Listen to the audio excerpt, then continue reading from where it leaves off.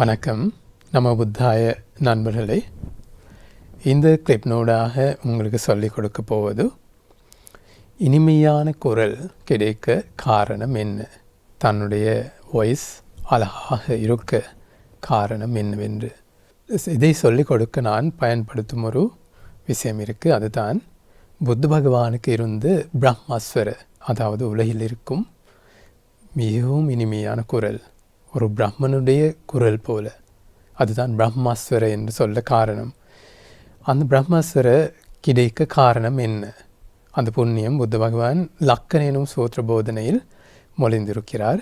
இதுவும் புத்த பகவானுக்கு இருந்து 32 வகையான மகாபுருஷ லட்சணங்களில் 2 மகாபுருஷ லட்சணங்கள் இருக்கலாம்.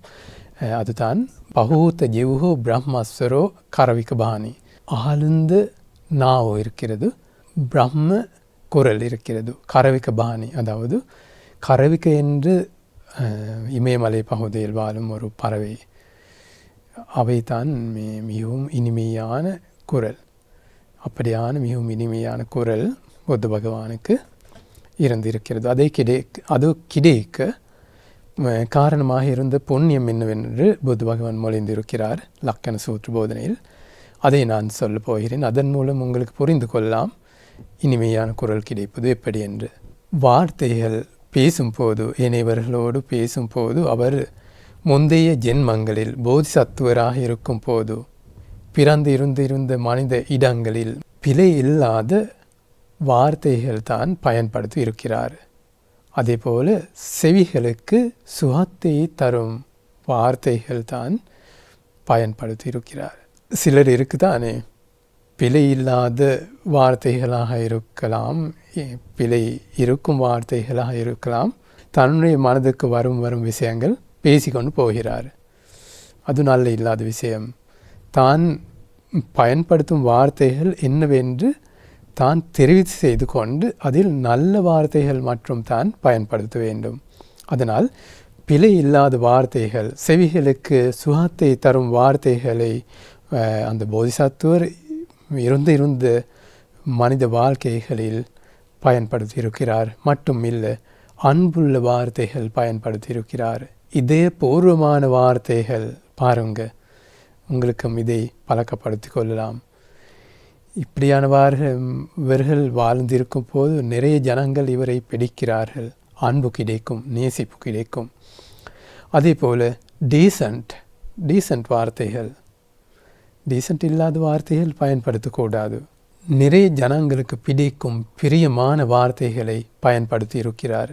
இப்படியான வார்த்தைகள் மூலம் பேசி முந்தைய ஜென்மங்களில் அந்த புண்ணியம் வளர்ந்து விட்ட பிறகு ஸ்வர்க்கத்தில், அதாவது சொர்க்கத்தில் ஜென்மம் கிடைத்தது. ஒரு தேவராக பிறந்திருந்தார்.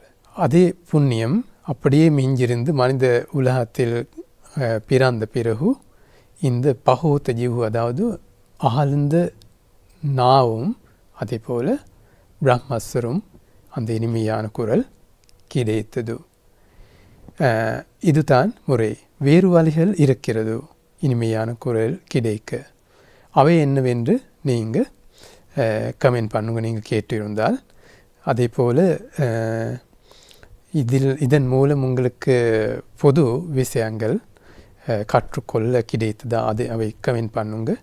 அதே போல் இந்த போதனை பற்றி உங்களுடைய கருத்து என்னவென்று நீங்கள் கமெண்ட் பண்ணுங்க. அதே போல் நீங்கள் படித்த விஷயங்கள் சமரைஸ் செய்துவிட்டு கடைசியில் அந்த கமெண்ட் செக்ஷனில் போட்டால் ஏனையவர்களுக்கும் அது வாசிக்கும் போது அவர்களும் அது கடைசியில் சாராம்சமாக ஏதாவது மனதில் வைத்து கொள்கிறார்கள். அதுதான் இந்த படிக்கும் விஷயங்கள், கற்றுக்கொள்ளும் விஷயங்கள் இப்படித்தான் தான் செய்ய வேண்டும்.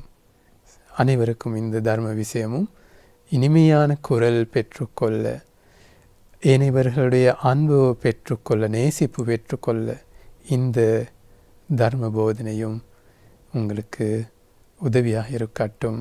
நமோ புத்தாய.